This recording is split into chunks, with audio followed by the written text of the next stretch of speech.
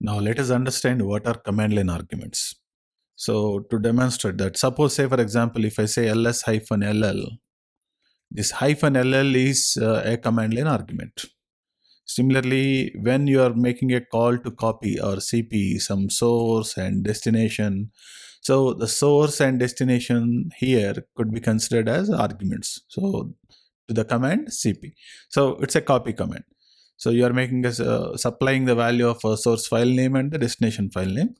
In the similar lines, now when you are building a command line tool, you might want to accept some values from the one who is invoking that command, maybe some data. So in that case, you can also accept those values, and these values are actually received by the main function. Main function receives two arguments. One is argument count, and the second one is argument vector. It's an array of strings, all the values in the form of a string. Now you need to interpret based on your requirement, and then you perform the action accordingly.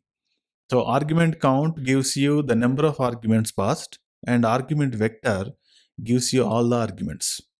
Now this simple example, cmd line 1.c, will simply print out what are the arguments passed to the program.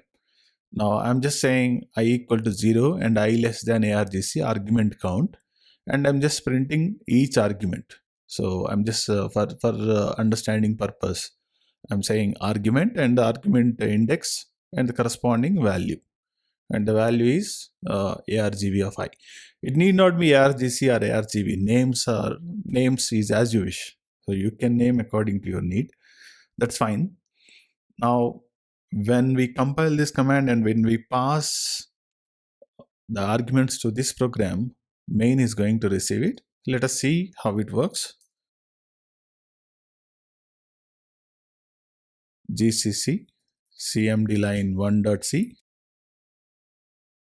It compiled the program, and now when I say a.out and followed by 10, 20 something, now you can see that.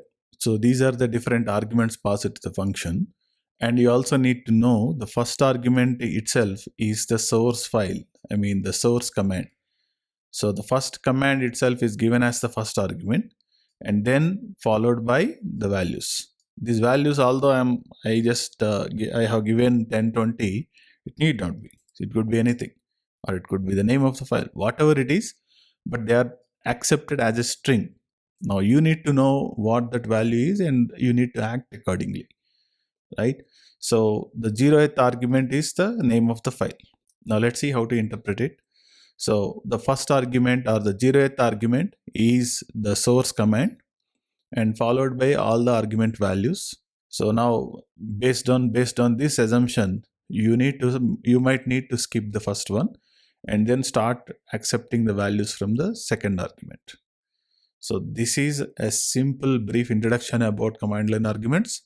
In the next example, we will dive slightly deeper into it and try to write some utility.